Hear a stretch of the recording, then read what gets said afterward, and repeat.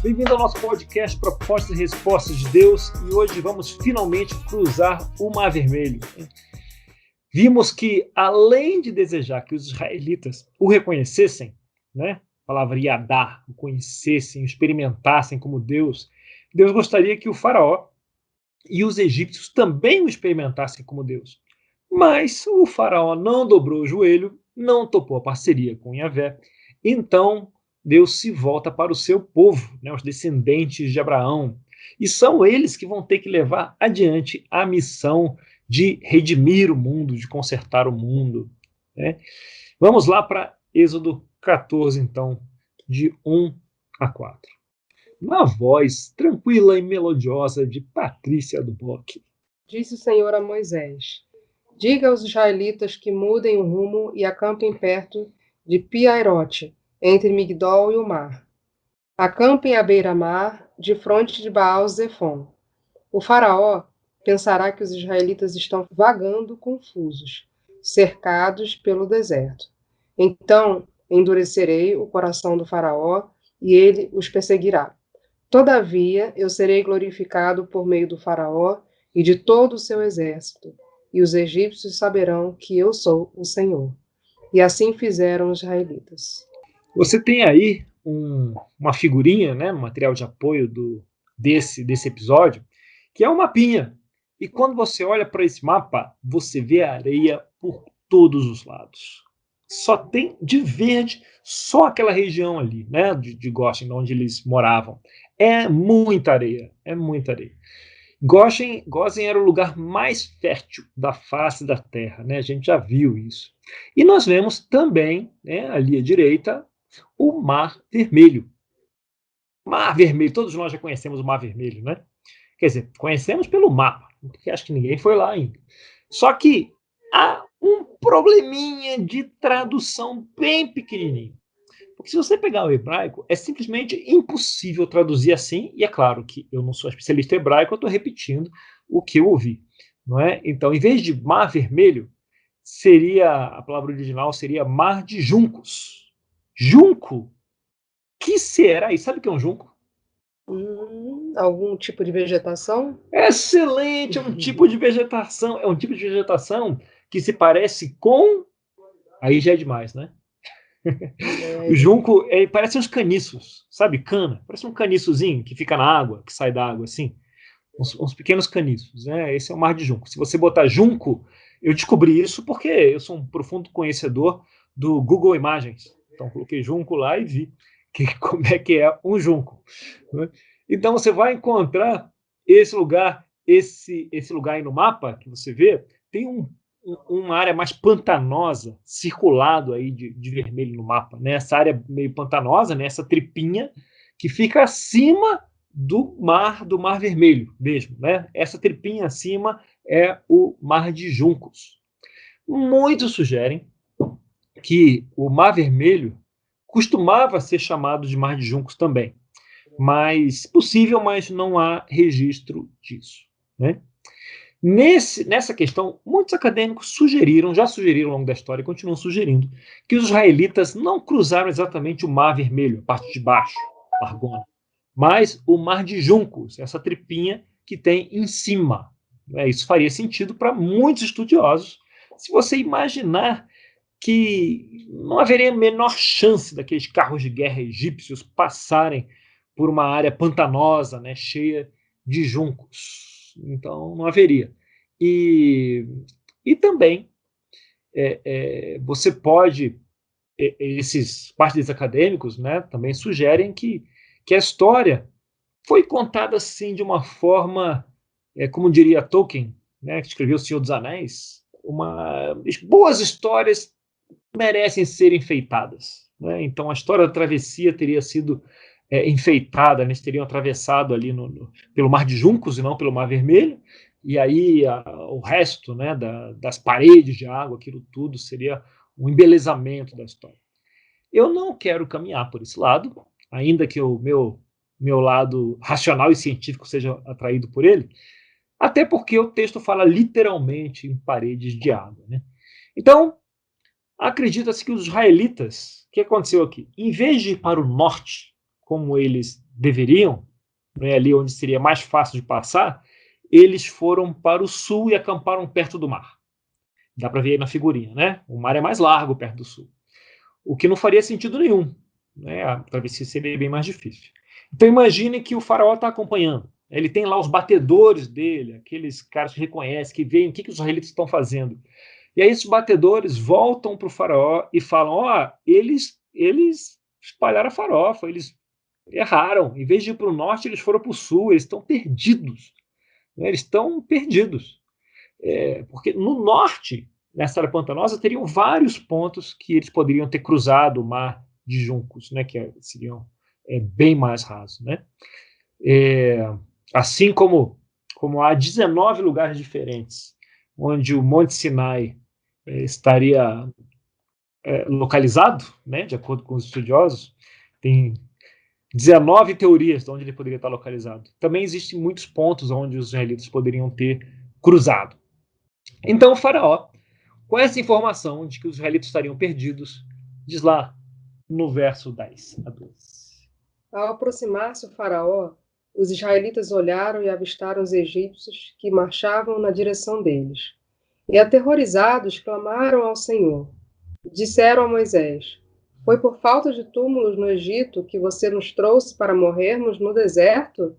O que você fez conosco, tirando-nos de lá?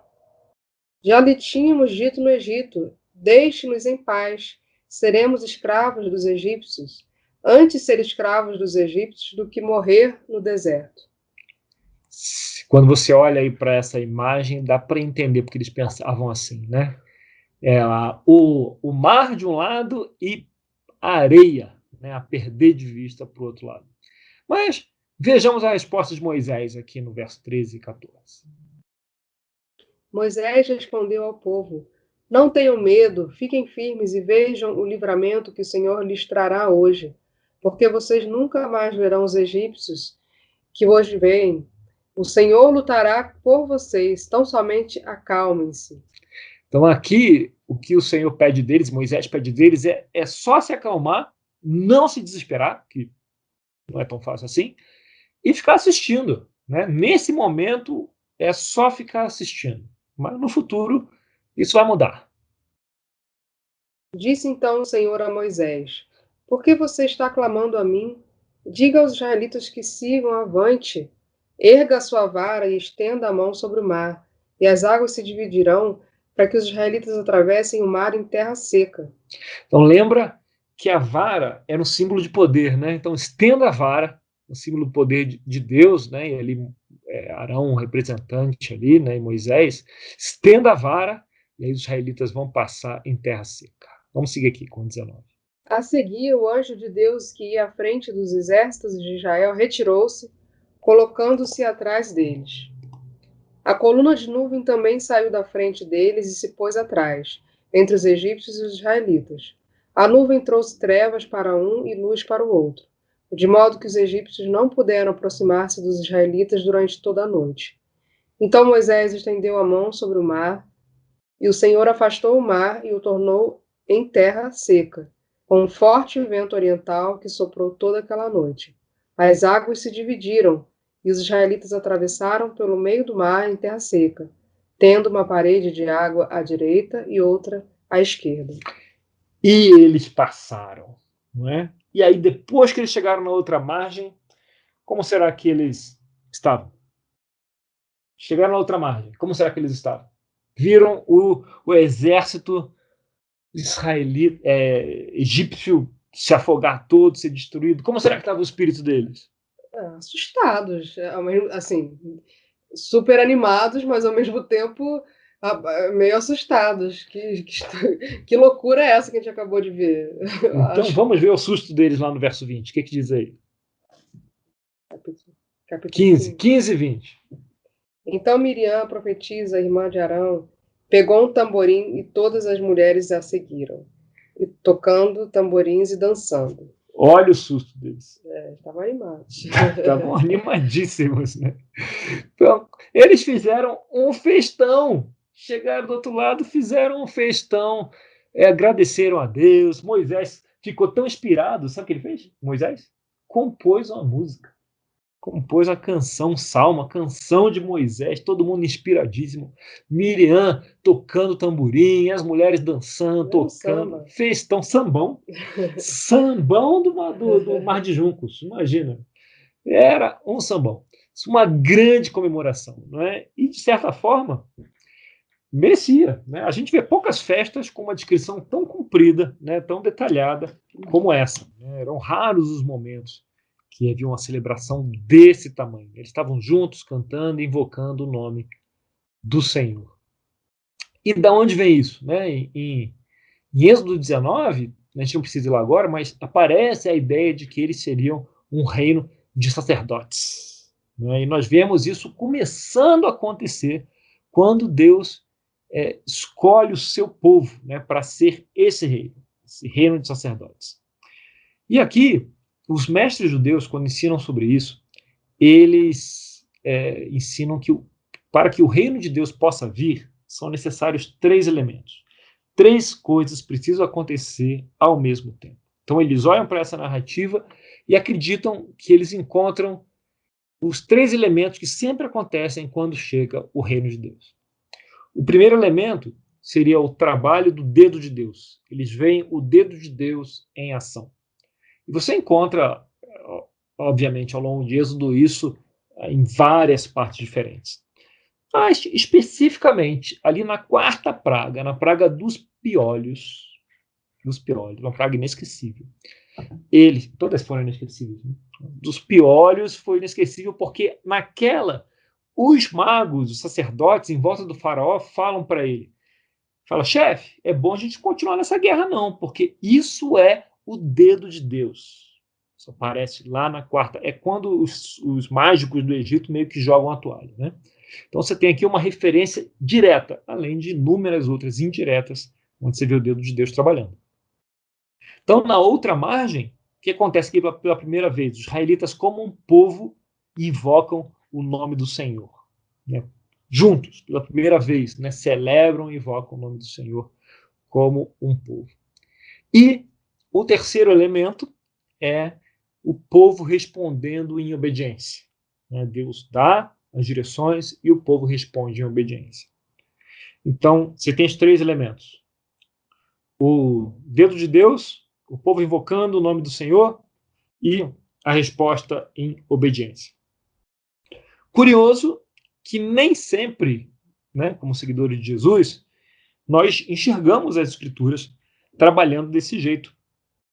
Então, a gente pode ver alguém que teve o dedo de Deus influenciando a sua vida, vive uma vida de obediência e justiça. Esse aqui é mais como na comunidade judaica, né? E aí o mestre judeu fala, olha, até que você invoque o nome do Senhor, invoque o reino de Deus, o reino não virá na sua vida. Já no mundo cristão, o costume é um pouco diferente, porque você vê o dedo de Deus, esse sempre vai ver o dedo de Deus trabalhando, né? Você invoca, clama o nome do Senhor e pronto, né? Chegou, venha a nós o vosso reino.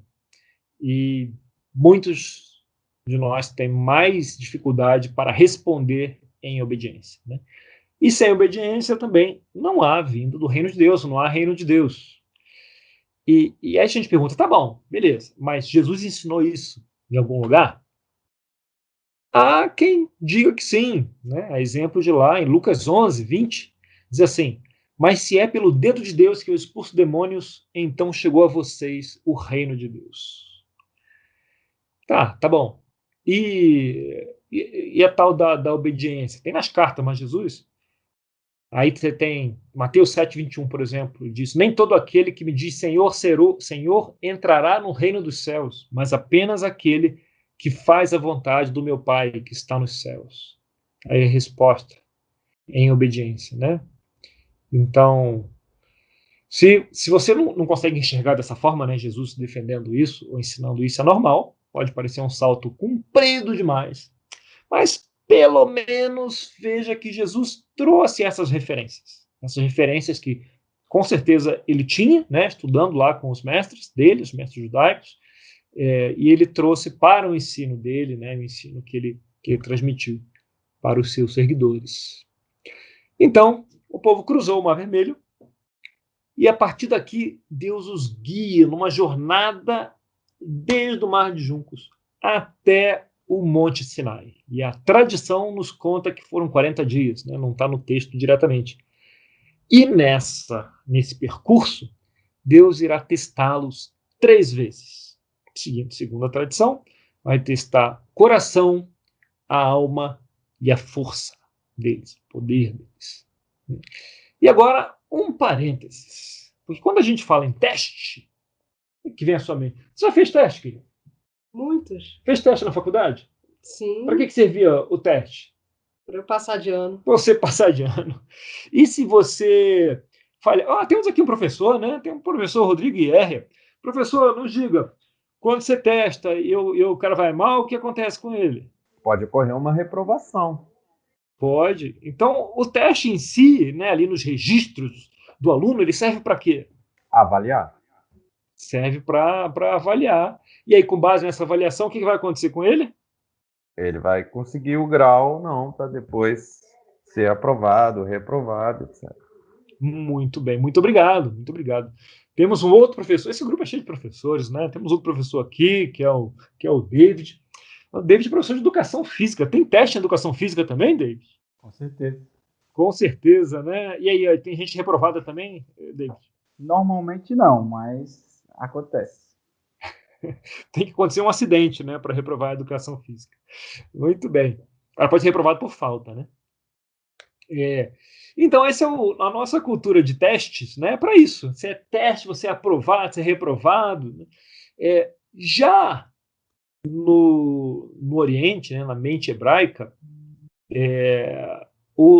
a visão é diferente.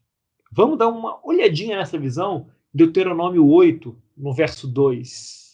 Lembre-se de como o Senhor, o seu Deus, os conduziu por todo o caminho no deserto, durante estes 40 anos, para humilhá-los e pô-los à prova, a fim de conhecer suas intenções, se iriam obedecer aos seus mandamentos ou não. Opa! Para que serve o teste, então? Para provar as intenções, se eles realmente seriam fiéis. Para conhecer as intenções, né? O conhecer as intenções. Esse conhecer era um teste para conhecer o coração.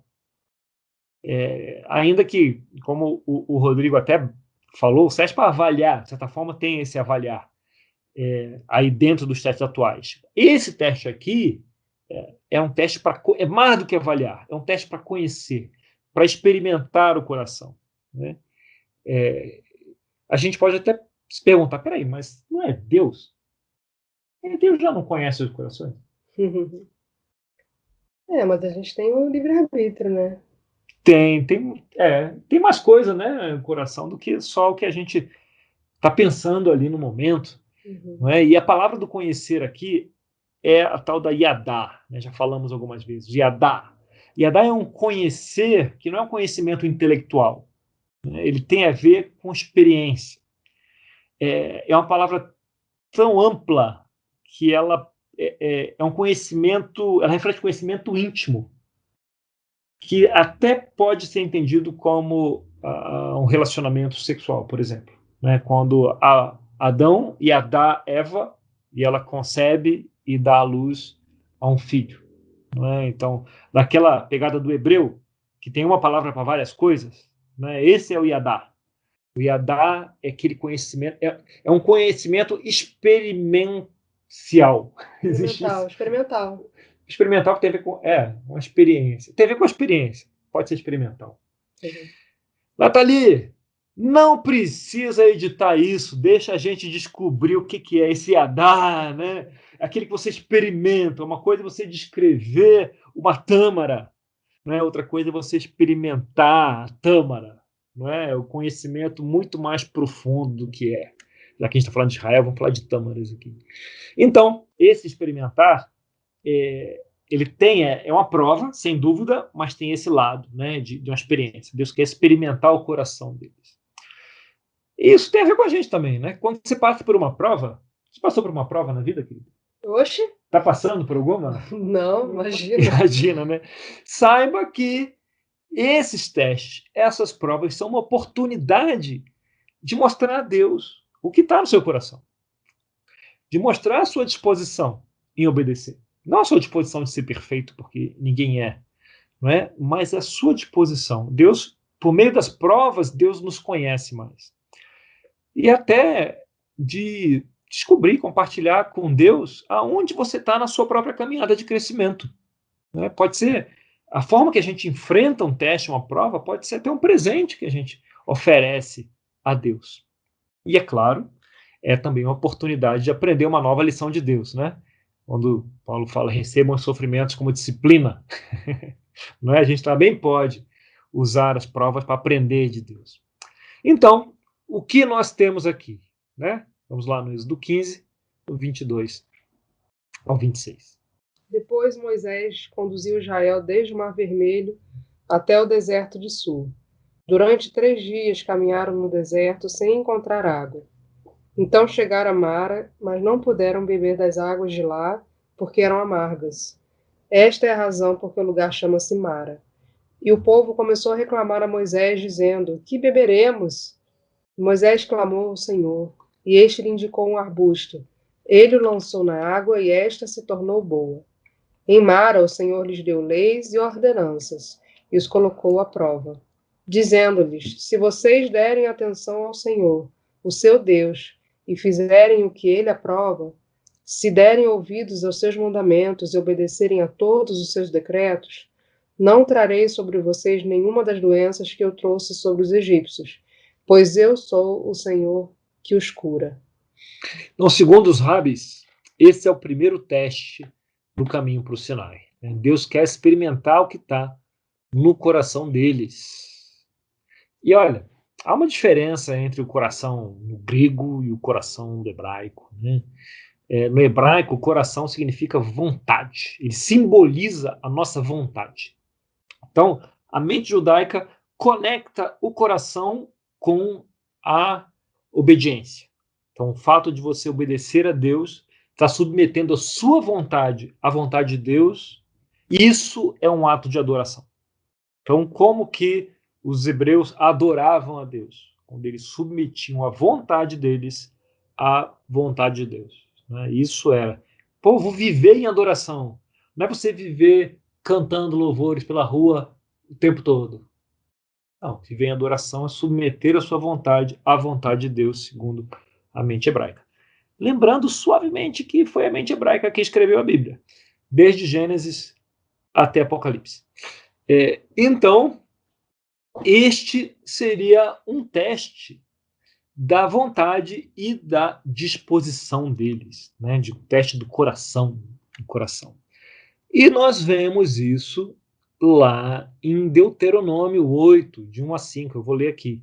Tenham cuidado de obedecer toda a lei que hoje eu lhes ordeno, para que vocês vivam, multipliquem-se e tomem posse da terra que o Senhor prometeu com juramento aos seus antepassados. Lembrem-se de como o Senhor, o seu Deus, os conduziu por todo o caminho no deserto durante esses 40 anos, para humilhá-los e pô-los à prova, a fim de conhecer e dar suas intenções, se iriam obedecer aos seus mandamentos ou não. Assim ele os humilhou e os deixou passar fome, mas depois os sustentou com maná, que nem vocês nem os seus antepassados conheciam, para mostrar-lhe que nem só de pão viverá o homem, mas de toda palavra que procede da boca do Senhor. As roupas de vocês não se gastaram e os seus pés não incharam durante esses 40 anos. Saibam, pois, em seu coração, que assim como um homem disciplina o seu filho, da mesma forma o Senhor os disciplina. Então aqui, em Deuteronômio, ele está falando desse momento, né? Que eles estão passando também. Então, o que Deus queria saber aqui é se eles, de boa vontade, um teste de coração, de vontade, né, iriam aprender que nem só de pão viverá o homem, mas de toda a palavra, né, de esperar em cada palavra. E para aprender isso, eles estavam sendo testados, era um método de aprendizado também, eles precisavam ficar com fome. A única forma de aprender que nem só de pão vive o homem é como? Ficar sem pão. E ter a confiança de que eles seriam alimentados no momento certo e nem um minuto antes. Então eles ficam Eles ficam aqui com sede e eles choram e eles reclamam com Moisés, né? Moisés chega aqui num poço, né? A gente pode suspeitar que Moisés conhecia esse poço. Essa foi a região por onde ele andou cuidando de ovelha muitas décadas. Talvez ele estivesse empurrando o povo para chegar logo a essa fonte de água. Só que quando eles chegaram nessa fonte de água, a água estava amarga, né? Então foi conhecido como Mara. Então é por isso que ele chama aquele lugar de Mara. Só que Mara tem um outro significado mais profundo. É o mesmo nome que se dá a um filho rebelde, né? Um filho Mara, né? Um filho teimoso e rebelde. Né? Então tem mais simbolismo aí no nome da fonte, Mara. E aí, 15, 24 a 26. E o povo começou a reclamar a Moisés, dizendo: o que beberemos? Né? Moisés clamou: o Senhor te indicou um arbusto e lançou a água e a se tornou boa. Em Mara, o Senhor lhe deu leis e ordenanças e os colocou à prova, dizendo-lhes: se vocês derem atenção ao Senhor, o seu Deus, e fizerem o que ele aprova, se derem ouvido aos seus mandamentos e obedecerem a todos os seus decretos, não trarei sobre vocês nenhuma das doenças que eu trouxe aos egípcios, pois eu sou o Senhor que os cura. Esse seria o teste do coração, o teste da obediência. Mas obediência a quê? O que precisa ser obedecido aqui, afinal de contas? Porque não parece estar no texto. E quando não parece estar no texto, a gente precisa recorrer ao Midrash, que nos socorre nesse momento. Segundo o Midrash, há uma lei aqui em questão, de que quando você for beber do poço, você deve deixar primeiro beber quem? Quem precisa, né? O manco, o idoso, o doente, o marginalizado. Esses devem beber primeiro. Então, e o Midrash, né? Esse Midrash, ele também implica que cada mandamento, cada aspecto da lei, ele está relacionado com a construção da comunidade. E como a obediência influencia e ajuda a construir essa comunidade. Então, o mais interessante aqui é o último verso, que a gente quase leu. O que diz aí no 27? Depois chegaram a Elim, onde havia 12 fontes de água e 70 palmeiras, e acamparam junto àquelas águas. Muito bem. Olha que interessante. Então, eles estão andando no deserto e reclamam com Moisés. E Moisés leva esses caras até uma fonte. E eles chegam lá, a água está amarga. Eles reclamam com Moisés, né, pede ajuda a Deus, Deus indica um arbusto, ele joga e a água fica boa. Mas eles têm uma fonte de água, um poço ali. E tem todo o povo lá, as 12 tribos. E aí eles precisam deixar os mancos, os doentes, os marginalizados. Em outras palavras, os lentos. Eles têm que deixar os lentos. Todo mundo que já pegou a fila preferencial, né, de pessoas mais idosas, para pagar. Como eles fazem para pagar? Rapidinho? Mais lento. Vai procurar moeda, vai procurar cartão, aí pega o óculos para digitar a senha do cartão, né, aquele negócio todo. Então, esses caras aqui que foram beber água primeiro. Os caras foram beber água e não sabiam onde estava o cartão, aí não sabiam onde estava a boca, aí chamava o outro: meu filho, me diz onde é que eu não estou enxergando, me ajuda aqui a subir, a descer esse degrau, aqui. E tinha que deixar todo esse povo beber primeiro. E todos eles, né, o teste de obediência, o teste do coração. Depois que eles beberam, aí eles foram fazer fila para beber. Porque se fosse todo mundo ao mesmo tempo, ia ter guerra, né? Então, até todo mundo beber. Imagina o tempo que demorou isso. Talvez foi o dia todo, ou talvez mais, para todo mundo beber. Uhum. E aí, logo depois, virando a esquina, eles chegam a Elim, onde havia quantas fontes de água? 12. Quantos eram os tribos de Israel? 12. Opa! Você tem aqui uma fonte para cada tribo. E Palmeiras, com tudo aquilo que Palmeiras traz, né? Sombra, alimento. E tinha sombra e água fresca. Maravilha. Maravilhão para cada tribo. Logo depois, se eles tivessem aguentado a sede um pouquinho mais, nem só de pão vive o homem, né? Mas de tudo que Deus diz. E esse era o teste de obediência. Né? Basicamente, logo depois eles encontram essas 12 fontes. Isso simbolizava que havia água à vontade. Mal precisava fazer fila, todo mundo podia beber ali ao mesmo tempo. Ah, se eles tivessem esperado um pouquinho mais, não é? Imagine só, ali havia água para todos, se eles só tivessem confiado na história, Deus daria exatamente o que eles precisavam, né? Água suficiente, água em abundância, sombra e água fresca. Então, aqui eles foram testados no coração deles. Deus viu ali a disposição deles em obedecer, né? Se eles obedeceram, deixaram lá passar os lentos, parará, aquela coisa toda. E eles aprenderam. Se eles esperassem um pouco mais, quer dizer, esse era o objetivo de aprendizado, né? Se eles esperassem um pouco mais, Deus ia dar o que eles precisavam. É. Teste do coração. O Yadá, o conhecer o coração. E Deus conhece o coração deles e vice-versa também, né? Eles conhecem um pouco o coração de Deus. Então, esse foi o teste de hoje, querida. Será que a gente passaria? Boa pergunta. Boa pergunta. Com sede no deserto. E sede ali é sede, porque aquilo é seco, não é? Então, é para você pensar com essa hoje. Porque no próximo episódio, a gente vai ver os próximos 2 testes. E se você quiser fazer uma pergunta, vamos registrar meu Twitter, né? Dan Gesine. Maravilha. Dan Gesine no Twitter e Daniel Gesine no Instagram. Né? Você pode mandar direct e eu vou responder, mas pode mandar no Twitter que a resposta eu posso dar para todos. Afinal de contas, vamos criar a nossa comunidade, né? E assim a gente vai se aproximando, vai interagindo. Daniel e seus amigos aqui, tem professores, tem advogados, tem químicos, tem editores aqui, estatísticos. Imagina o estatística Areta aqui, estatística, fazendo aqui a organização lá das fontes. Tudo aqui. Pessoal, vejo vocês. Não vejo nada, né? Mas estaremos com vocês no próximo episódio. Um grande abraço. E aí, turminha? Cruzamos o Mar Vermelho, finalmente, né? Demorou, mas a gente cruzou. Mais uma bem maluquinha, né? Qual parte foi mais maluquinha? Quando você falou lá da situação do paredão de água, você falou, não, vou preferir o outro sentido. Porque, vamos dizer assim, um seria mais conotativo, o outro mais denotativo, vamos dizer assim. É uma loucura, né? É uma loucura. E foi legal a sua associação depois, mas realmente, quando você lê, é algo a se pensar. E mais, tá aberto, né, a discussão. Então, se você crê que se passou no Mar de Juncos, você não vai mexer com a sua salvação nesse sentido, né?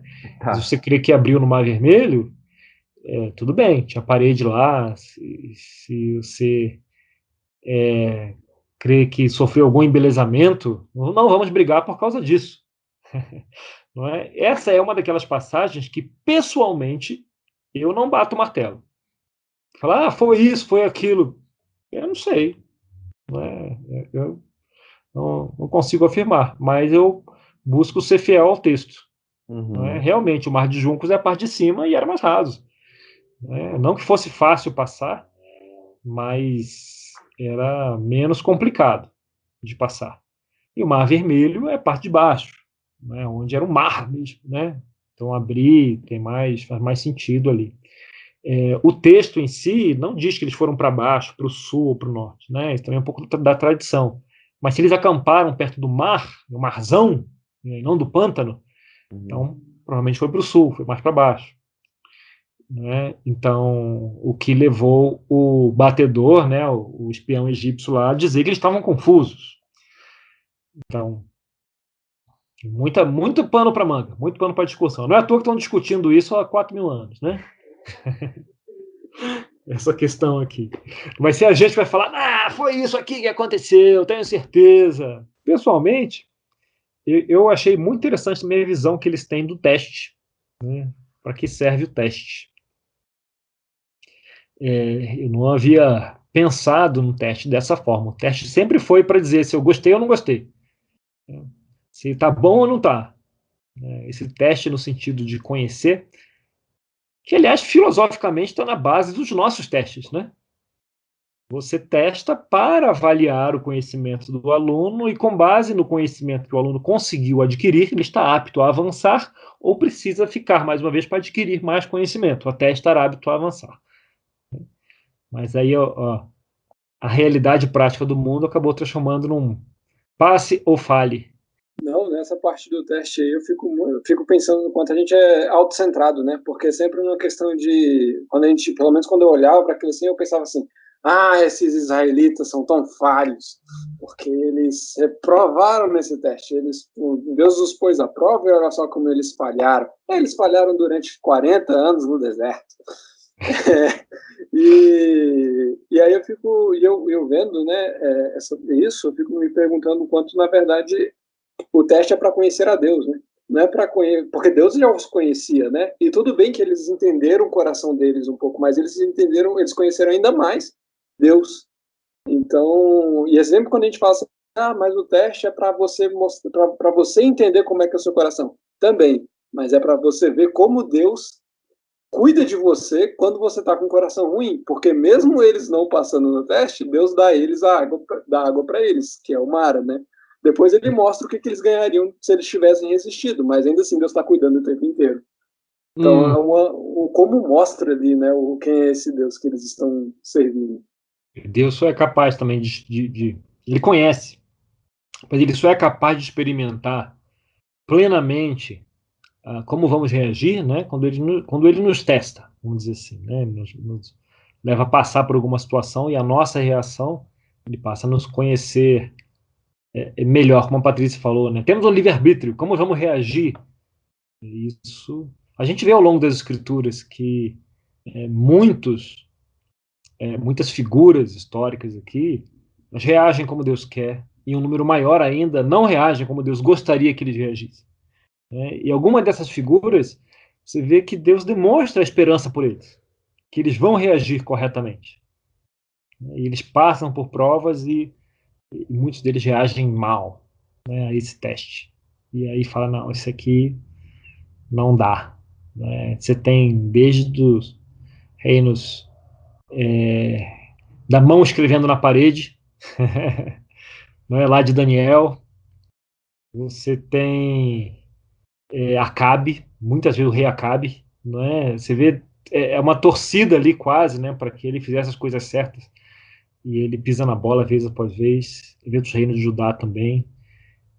Esses testes, né, e o coração sendo revelado diante de Deus. Saul, no caso clássico, né, o primeiro rei do Reino Unido, que é posto à prova e reage bem, depois reage mal, né? E aí acaba sendo reprovado. Aí sim, reprovado. E não tem direito à segunda chamada, nem prova final. Reprovadíssimo. Então, o que eu gostei muito, mais uma vez você falando da questão do coração, né? Acho que isso, para mim, salta muito aos olhos, assim, né? A gente tem muito... testou o coração, tinha algo, né, de, sei lá, talvez até emocional ali, de sentimento, mas é o fogo, né, a vontade, o desejo de conhecer a Deus e servi-lo, e entregar. Foi muito interessante o que você falou, né, com relação à adoração, né? Ontem a gente teve um tempo dos ministérios de louvor, né, da igreja, e eu falei justamente sobre isso, né, sobre você se submeter à vontade de Deus, né? Quando você está louvando, quando você está adorando, você deixa o seu ego, a sua vontade de lado e se submete à vontade de Deus. Muito bem. Essa questão da adoração ter a ver com o coração, coração tem a ver com a vontade, adoração, coração, vontade, né? Ela me consola muito, não é? As emoções têm todo o seu valor, evidentemente, né? Mas não é fácil para mim entrar em contato com minhas emoções, né? A ponto de sentir um nível emotivo essa conexão com Deus, né? Então a questão do coração estar na vontade, a vontade eu tenho, né? Isso me consola um tanto, né? Até porque há uma hipervalorização da emoção, né, na adoração. E em certo sentido, eu gostaria de experimentar mais isso, porque quem experimenta gosta muito. E não há dúvida que as emoções, né, e as canções ajudam a elevar nossos pensamentos, nosso espírito para perto de Deus. Né? Exato. Mas quando você vê a adoração aqui, né, e o teste do coração aqui, não está relacionado a isso. Não é disso que se está falando. Ainda que essa elevação ela faz parte, né, do contexto. Tanto que eles pegaram tamborins e harpas aqui, invocaram o nome do Senhor com grande alegria. Né, a essa. Não que esteja dissociado, mas isso não é a origem da adoração e da vontade aqui, né, do teste do coração. Há que crescer. Eu tenho que crescer na minha emotividade diante de Deus. É verdade. E muitos emotivos precisam crescer na vontade e na obediência. Não é? E abençoados aqueles que têm os dois em alta... em altas quantidades, sem equilíbrio nenhum, os dois com altas quantidades, completamente desequilibrados. E misericórdia para aqueles que não tem nenhum dos dois. E misericórdia para aqueles que não tem nenhum dos dois.